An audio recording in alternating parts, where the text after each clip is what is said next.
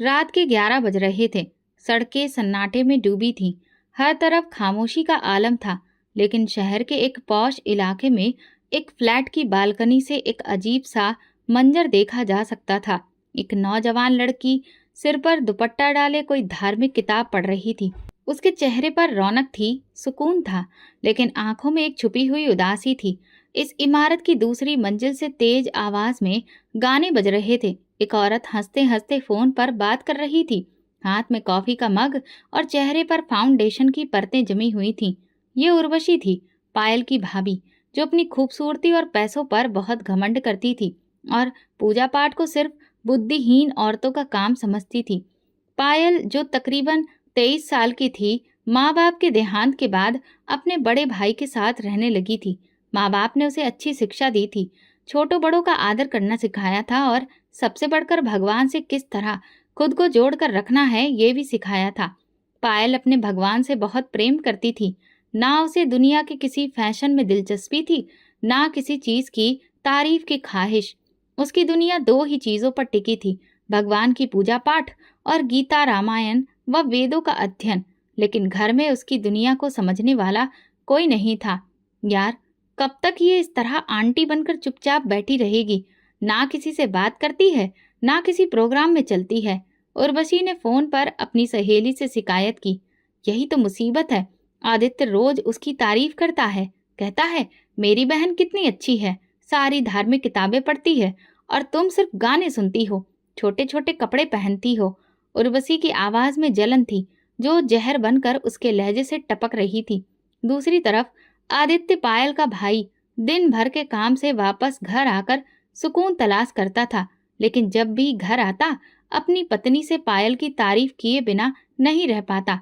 उर्वशी, कभी पायल से कुछ सीखो। देखो, उसके चेहरे पर कितनी रौनक है, नियम से पूजा पाठ करती है और कभी कभी अपनी जुबान से कोई भी खराब शब्द भी नहीं निकालती। ये शब्द उर्वशी के दिल में तीर बनकर लगते। एक दिन पायल रसोई में अपने व्रत के लिए खाना तैयार कर रही थी। नौ दुर्गा का समय चल रहा था। तभी उर्वशी रसोई में आई, हाथ में मोबाइल और चेहरे पर गुस्सा। तुमसे किसने कहा कि नौ दुर्गा के समय सब कुछ तुम ही तैयार करो? तुम कोई नौकरानी हो क्या? पायल ने नरमी से कहा, भाभी, मुझे ये सब करना अच्छा लगता है।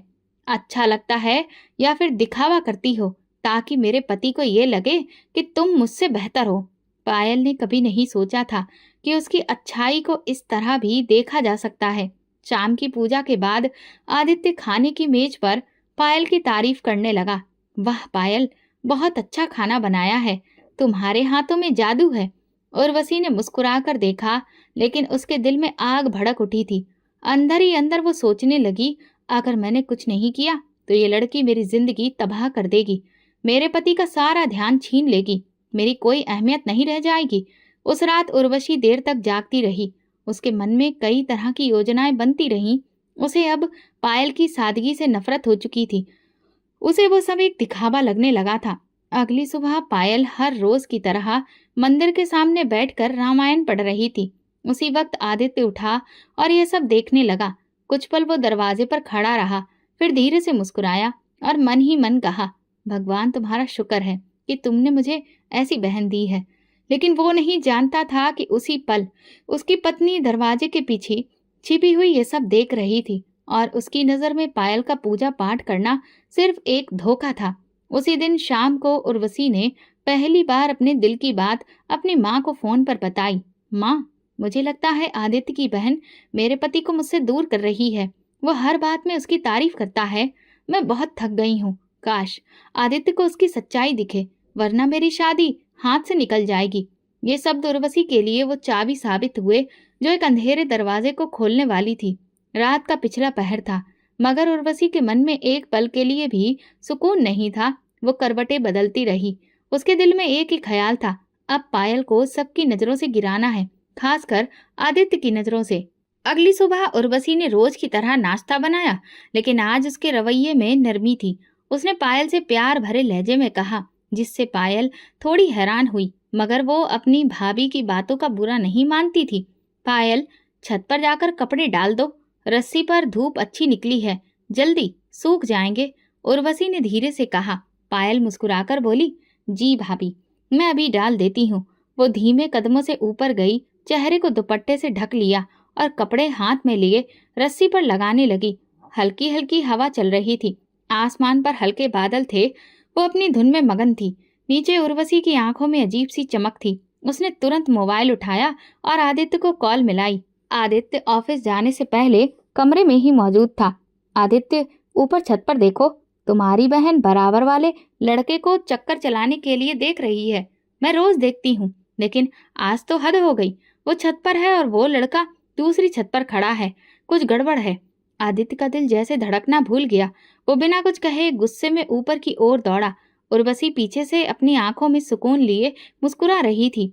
जैसे ही आदित्य छत पर पहुंचा, उसकी सांसें उखड़ गईं, मगर सामने का दृश्य बिल्कुल अलग था। पायल रस्सी पर कपड़े फैला रही थी, चेहरा दुपट्टे से और नजरें झुकी हुई थी। दूसरी छत पर पूरी तरह से खाली थी। ना कोई लड़का था, ना कोई आवाज।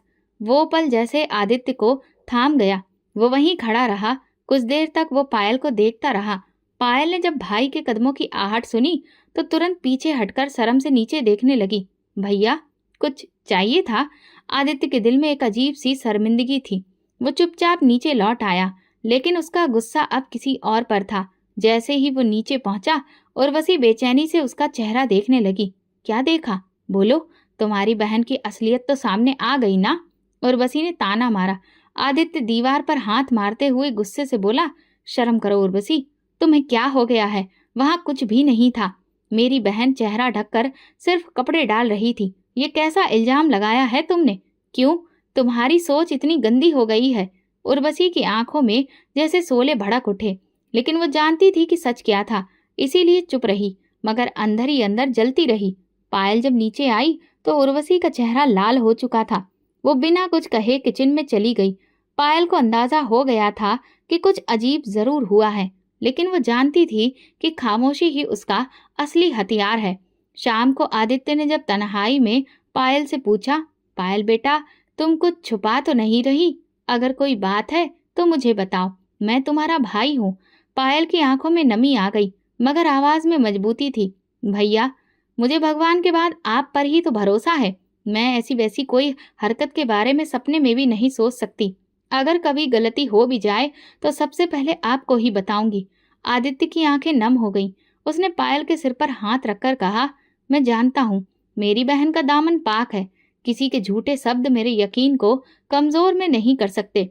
उस रात उर्वशी ने सोचा था कि शायद उसका वार कामयाब होगा, मगर जो बात झूठ पर टिकी हो, वो सच के सामने हमेशा हार जाती है। इस नाकामी ने उर्वशी के दिल में एक और जहर भर दिया था, और इस बार वो जहर और भी ज्यादा खतरनाक होने वाला था। किचन में आज पहले से ज्यादा खामोशी थी।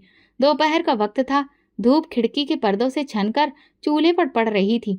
उर्वशी सब्जी काट रही थी और पायल रोटियां बनाने की तैयारी कर रही थी। उर्वशी के चेहरे पर संजीदगी छाई थी। उसने आज दिल में कुछ ठान लिया था।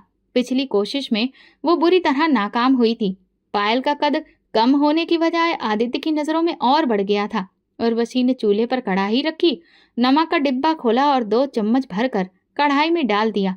फिर मिर्च निकाली और बिना नापे 2 चम्मच उसमें भी डाल दी।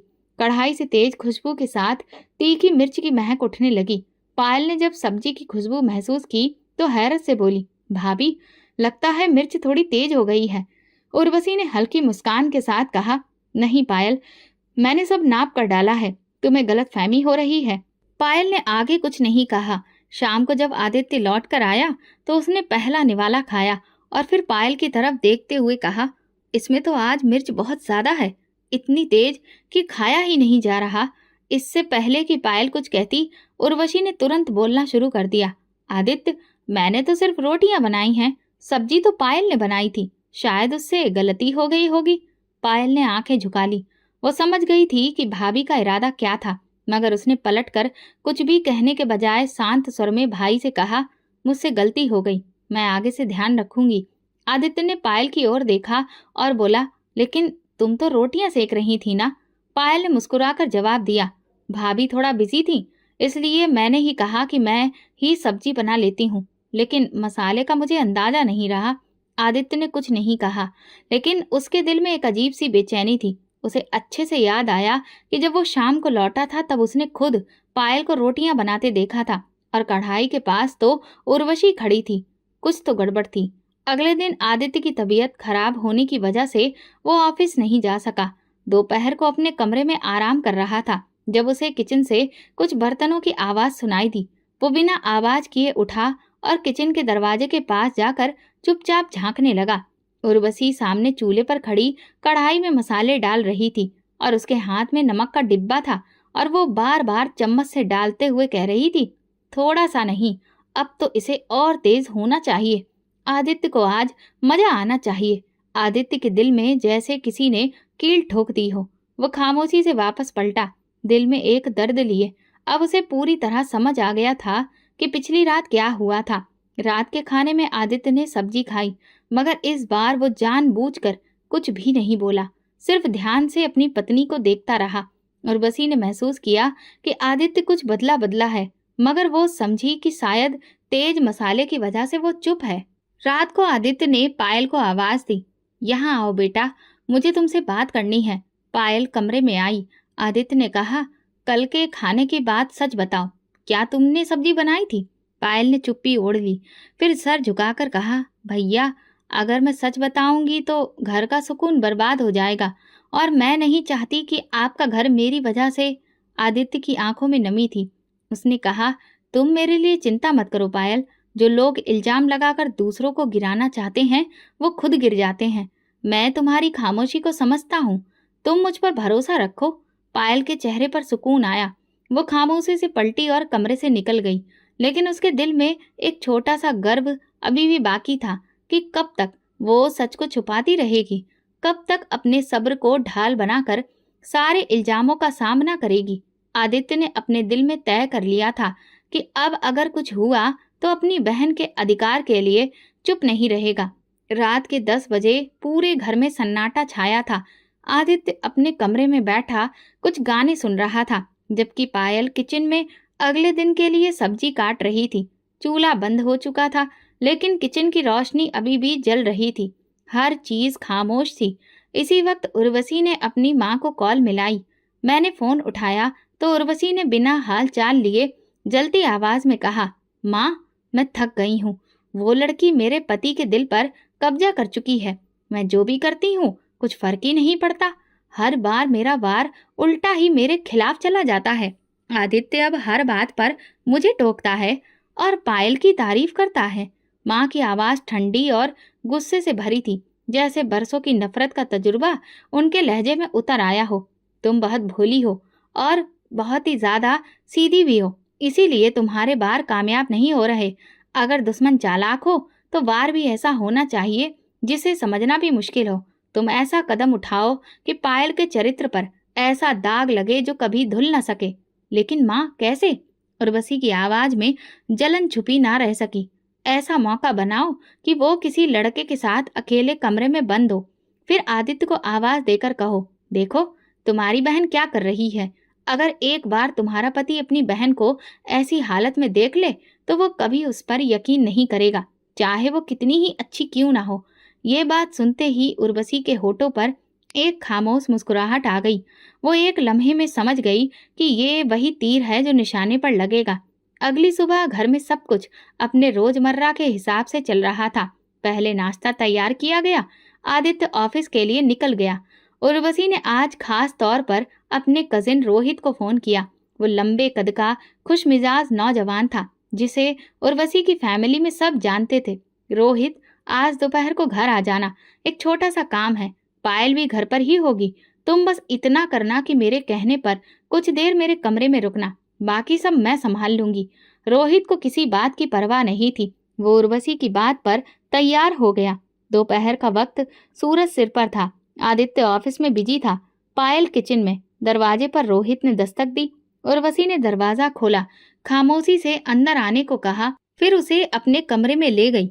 फिर वो पायल के पास आई और बड़ी ही नरमी से बोली, पायल, जरा मेरे कमरे में चाय ले आना। रोहित आया है, मैं जरा कपड़े तय कर लूं, तुम चाय लेकर आ जाना। पायल ने सिर हिलाया और किचन में चाय बनाने लगी। उसे अंदाजा नहीं था कि आज उसकी जिंदगी का एक नया अध्याय शुरू होने वाला है। चाय तैयार हुई। पायल ने ट्रे में कप रखे और बिस्किट रखे। दुपट्टा अच्छी तरह से ओढ़ा। फिर वो उर्वशी के कमरे की तरफ बढ़ी। जैसे ही दरवाजा खोला वो हैरान रह गई। कमरे में उर्वशी मौजूद नहीं थी, सिर्फ रोहित बैठा था, जैसे किसी बात का इंतजार कर रहा हो। पायल ने नजरें झुकाई और बस इतना कहा, चाय रख दी है। भाभी कहाँ है? अभी वो ट्रे रखी रही थी कि अचानक दरवाजा बाहर से बंद हो गया। वो चौंकी। उसने दरवाजे को झटका दिया, मगर वो बंद हो चुका था। वो समझ गई कि कुछ गड़बड़ हो गई है। इसी वक्त उर्वशी ने आदित्य को फोन किया। आदित्य, भगवान के लिए जल्दी घर आओ, तुम्हारी बहन का असली चेहरा तुम्हें दिखाना है। वो रोहित के साथ मेरे कमरे में बंद है। आदित्य के हाथ से फोन छूट गया। उसकी सांसें रुक गईं, जैसे शरीर का खून एक पल को जम गया हो। वो दौड़ता हुआ ऑफिस से निकला। घर पहुंचते ही सीधा उर्वशी के कमरे की तरफ गया। दरवाजा खोला तो सामने का मंजर दिल दहला देने वाला था। पायल दुपट्टे में लिपटी रोती हुई एक कोने में बैठी थी और रोहित हैरान डरा हुआ खड़ा था। पायल ने आदित्य को देखते ही उसके कदमों में गिरकर रोते हुए कहा, भैया मेरी बात तो सुनो, ये सब झूठ है। मैं तो सिर्फ चाय रखने आई थी, दरवाजा बाहर से बंद कर दिया गया। आदित्य की आंखों में गुस्से के साथ साथ बेयकीनी भी थी। उसकी नजर रोहित पर पड़ी, जो बौखलाहट में सिर्फ इतना बोला, मैं तो इसके ही बुलाने पर आया था। आदित्य ने एक पल के लिए पायल को देखा, फिर अपनी पत्नी की तरफ पलटा। उर्वशी दरवाजे के पीछे खड़ी तमाशा देख रही थी, मगर उसकी आंखों में वो यकीन नहीं था जिसकी वो चाहत रखती थी। पायल की हालत, उसकी आंखों के आंसू, उसकी कांपती आवाज, सब कुछ सच बयां कर रहे थे। मगर आदित्य का दिल टूट चुका था। वो खामोशी से पलटा, कमरे से निकल गया। पायल जमीन पर बैठी अपनी बेगुनाही के आंसू बहाती रही और उर्वशी सुकून में हो गई, मगर अंदर से खाली। अब वो किसी और तैयारी में व्यस्त हो गई। पायल के दिल में पहली बार ये एहसास हुआ कि शायद अब इस घर में रहना उसके लिए मुमकिन नहीं रहा। उसकी नम्रता, उसकी सच्चाई, उसका पर्दा, सब कुछ उसे मुश्किल में डाल चुका था, सिर्फ किसी की जलन की आग में। आदित्य के दिलो दिमाग में जंग छिड़ चुकी थी।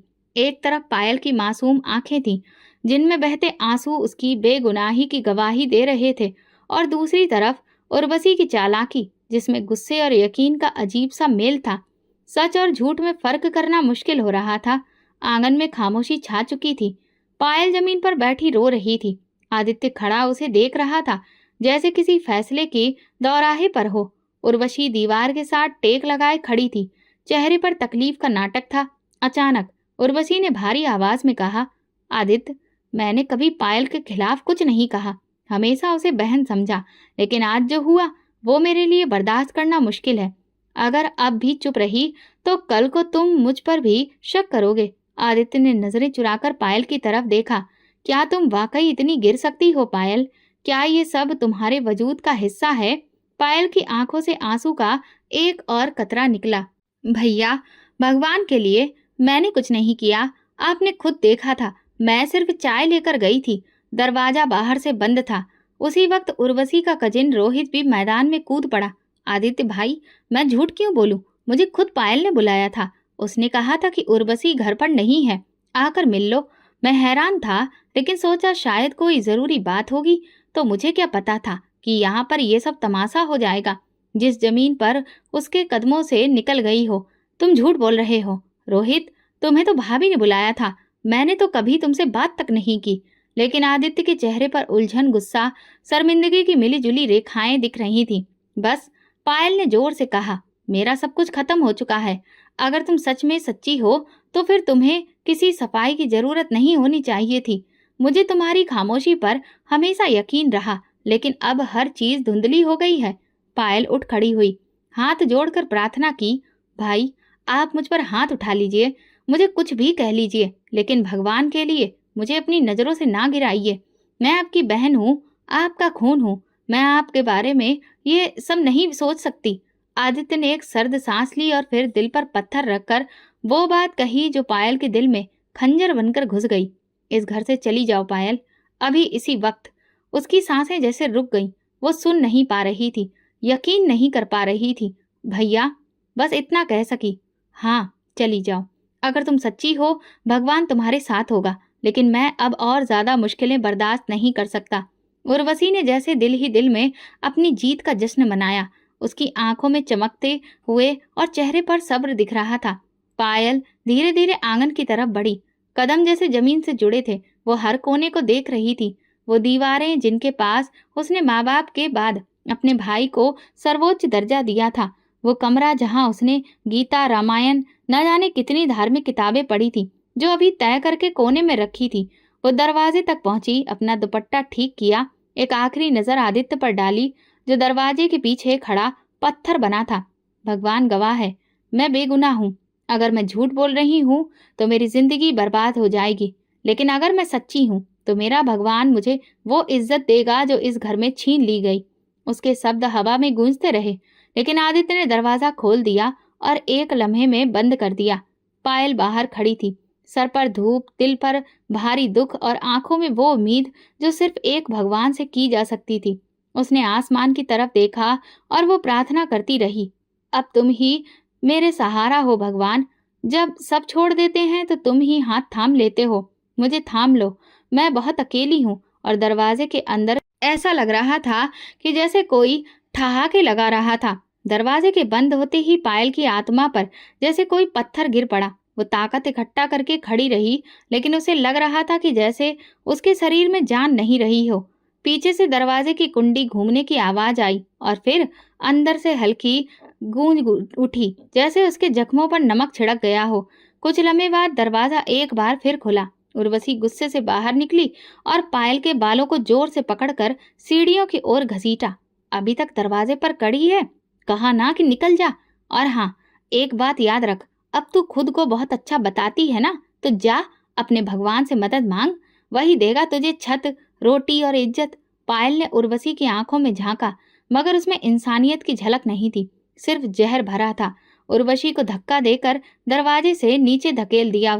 पायल का दुपट्टा जमीन पर गिरा, मगर उसने उसे फौरन उठाकर अच्छे से लपेट लिया, जैसे इज्जत का आखिरी हिस्सा बचा रही हो।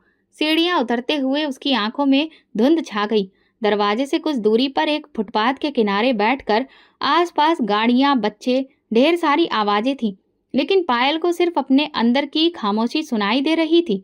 उसने कोई भीख नहीं मांगी, ना किसी को रोका, ना किसी से मदद मांगी। वो बस एक कोने में चुपचाप बैठ गई, सिर झुकाया और अपने भगवान का नाम लेना शुरू कर दिया। हे भगवान, तुम जानते हो, मेरा दिल, मेरा चरित्र, मेरी नीयत सब तुम्हारे सामने है। मैं किसी का बुरा नहीं चाहती, किसी का हक नहीं मारा, फिर ये सजा क्यों? रात का अंधेरा छा रहा था, लेकिन पायल की आंखों में रोशनी थी। उसने धीरे से अपने थैले से वो धार्मिक किताबें निकाली जिसे वो हमेशा अपने पास रखती थी, और फुटपाथ पर एक तरफ बैठकर उसे पढ़ने लगी। उसकी आंखों से आंसू बहते रहे। पास से गुजरने वाले लोग रुक रुक कर उसे देखने लगे। कुछ लोग उसके लिए प्रार्थना कर रहे थे, तो कुछ सिर्फ तमाशा देख रहे थे।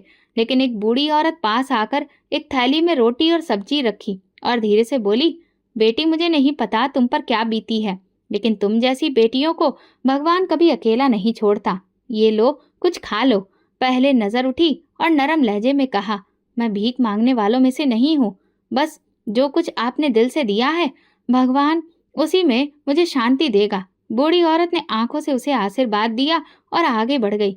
इसके बाद कई लोग वहां रुकने लगे। कोई पानी की बोतल लाकर रख गया, कोई बिस्किट, कोई रुपया। पायल किसी को भी नहीं रोकती, किसी से बात नहीं करती। सब कुछ खुद ब खुद उसके पास आता रहा। वो रात फुटपाथ पर कुछ नहीं, लेकिन पायल को एक लम्हे के लिए भी सुकून महसूस नहीं हुआ। वो जानती थी कि उसके और उसके भगवान के बीच कोई नहीं है। सुबह होते ही उसने भगवान को पूजा और लोग उसे पहचानने लगे। वो लोग जो रोजाना उस रास्ते से गुजरते थे, उन्हें उसमें कुछ अलग नजर आने लगा। न कोई फरियाद, न शिकायत, न दुनिया का लालच, बस एक सुकून, एक सच्चाई जो चेहरे पर लिखी थी। एक नौजवान लड़की जो यूनिवर्सिटी जाती थी, रोज सुबह उसके पास से गुजरती थी, रुकती, मुस्कुराकर देखती और कुछ फल रख जाती। एक सब्जी बेचने वाला हर शाम उसे थैला दे जाता, जिसमें दिन भर की बची हुई मगर साफ सुथरी सब्जियां होती।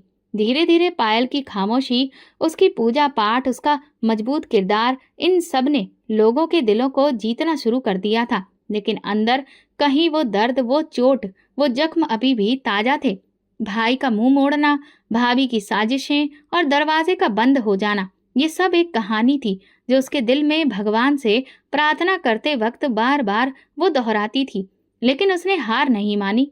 वो दुनिया वालों से नहीं, सिर्फ अपने भगवान से जुड़ी थी। जिसका सहारा भगवान है, उसकी राह चाहे कितनी भी अंधेरी हो, उसे रोशनी मिल ही जाती है। सुबह की रोशनी फैल चुकी थी, आसमान साफ चढ़ रहा था। पायल आज भी पूजा पाठ में बिजी थी।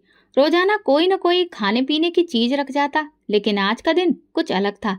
दूर से पुलिस की गाड़ी की आवाज सुनाई दी। कुछ देर के बाद 2 पुलिस वाले जोर से आवाज लगाने लगे, सब लोग फुटपाथ खाली करें, यहाँ बैठना गैर कानूनी है। अगर 2 मिनट में सामान नहीं समेटा तो जब्त कर लिया जाएगा। लोग जो इधर उधर बैठे थे घबराकर उठने लगे। पायल ने अपने सामान को समेटा और धीरे धीरे उठ खड़ी हुई। एक पुलिस वाला उसके पास आकर बोला, अरे मैडम, यहाँ पर कोई दरबार नहीं लगा है, उठो यहाँ से। अच्छे से जवाब दिया पायल ने। जी, मैं जा रही हूँ, भगवान आपका भला करे। वो आगे बढ़ गई। पायल ने अपने कुछ बर्तन, चादर, थैले उठाए और बिना किसी मंजिल के वो चल पड़ी। धूप तेज हो चुकी थी, कमजोर शरीर में, हालांकि जुबान पर जिक्र जारी था भगवान का। वो शहर के किनारे पर पहुंची, जहां एक छोटी सी नहर बहती थी। नहर के किनारे हरे भरे पेड़ थे। ठंडी फिजा का एहसास। पायल ने एक पेड़ के नीचे बड़े पत्थर पर बैठकर गहरी सांस ली। 2 दिन से कुछ खाया ही नहीं था। शरीर कांप रहा था, होंठ सफेद थे, लेकिन ईमान वैसा ही मजबूत था। उसने नहर के पानी से अपना मुंह धोया, जैसे कि खुद को सुकून दे रही हो। फिर उसने चादर बिछाई, दुपट्टा ठीक किया और फिर से वो माला जपने लगी। उसके आंसू मिट्टी में जमा हो रहे थे, लेकिन उसके दिल को यकीन था कि भगवान उसके साथ है। उसे काफी तेज भूख लग रही थी, लेकिन उसे अपने भगवान पर भरोसा था। अभी वो भगवान से प्रार्थना कर ही रही थी कि अचानक उसे अपने पांव पर किसी चीज के लगने का एहसास हुआ।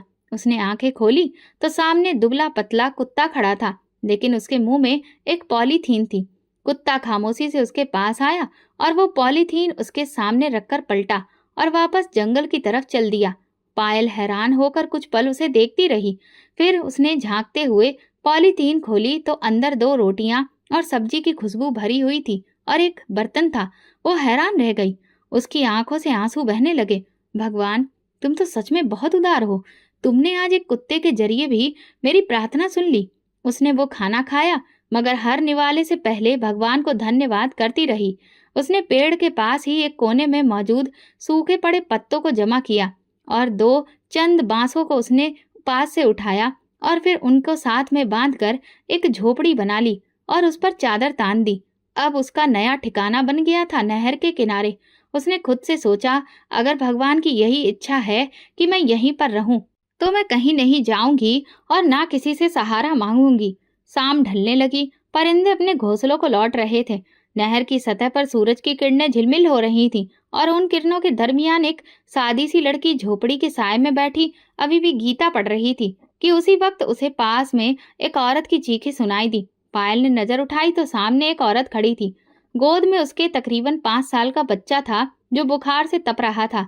चेहरा लाल, सांस भारी और आंखें बंद। बेटा, भगवान के वास्ते मेरे बेटे को देख लो, 3 दिन से बुखार हो रहा है। उसे दवा भी दी, डॉक्टर को भी दिखाया, लेकिन कुछ नहीं हुआ।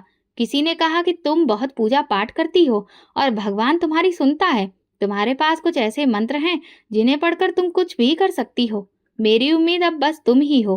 पायल ने चौंक कर औरत की तरफ देखा।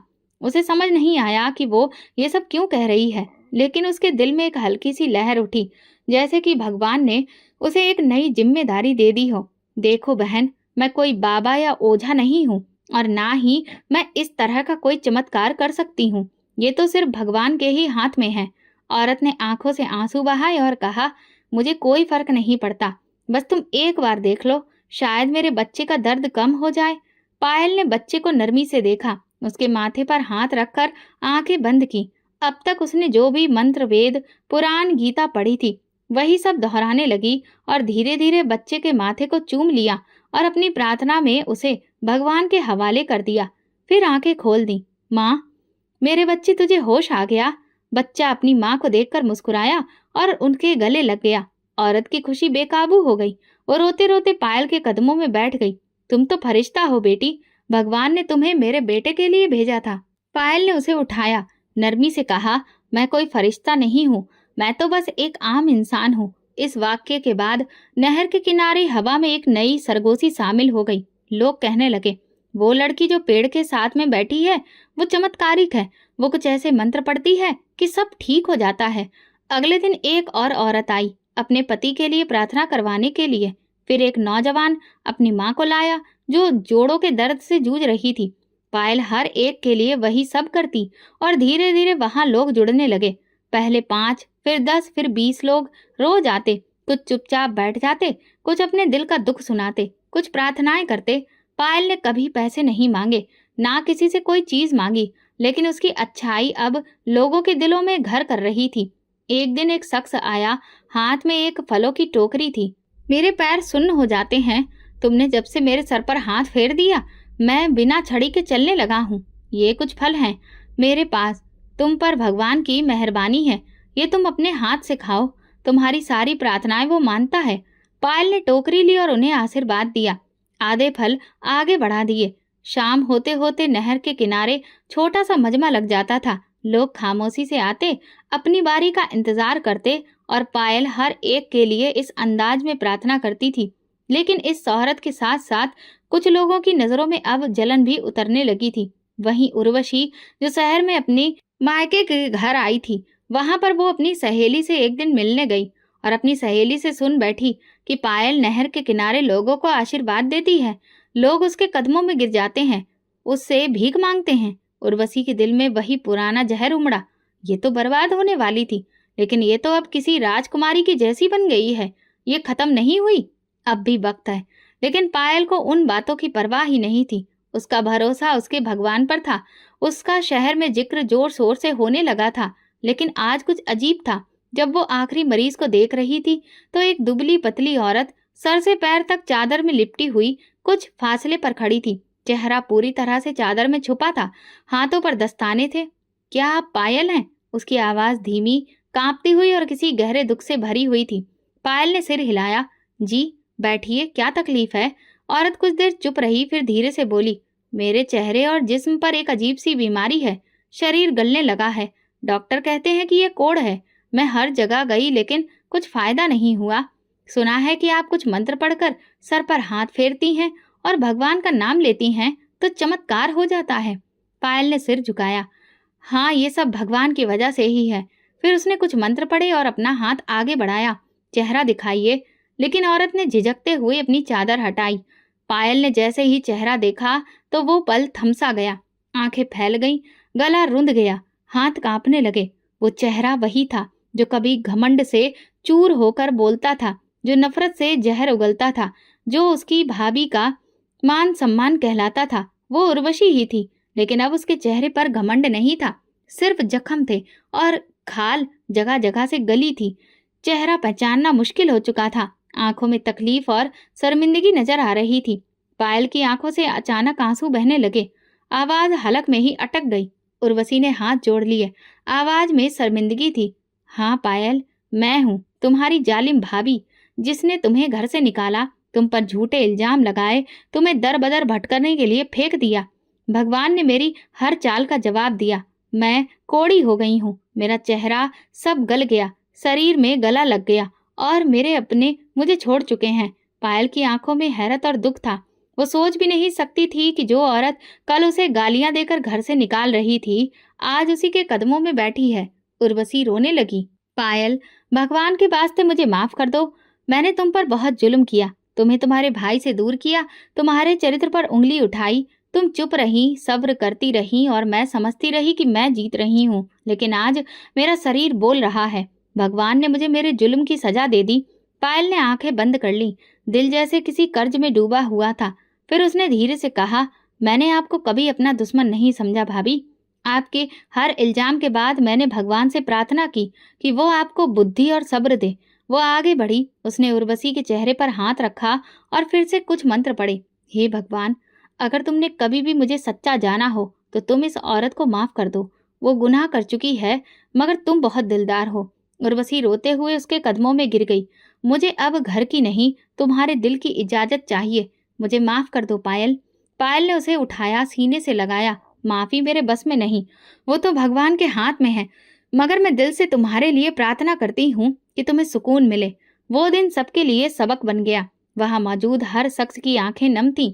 कोड़े की मार खाई हुई एक औरत जो कभी गुरूर में आसमान छूने वाली थी, आज जमीन पर सर झुकाकर पड़ी थी, भगवान से माफी मांग रही थी।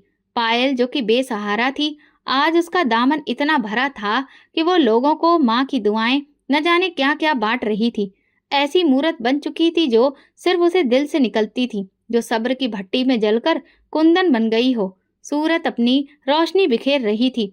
पायल रोजाना के मुताबिक अपनी पूजा पाठ में लगी थी। झोपड़ी के पास में कुछ लोग खामोशी से बैठे थे और अपने इंतजार में थे। उर्वशी अभी तक वहीं बैठी थी, सर झुकाकर नम आंखों से पायल को देख रही थी। उसके दिल में पछतावे की आग बुझने का नाम नहीं ले रही थी। जिसे उसने बेकार समझा, आज वही उसके लिए मुक्ति का रास्ता बन चुकी थी।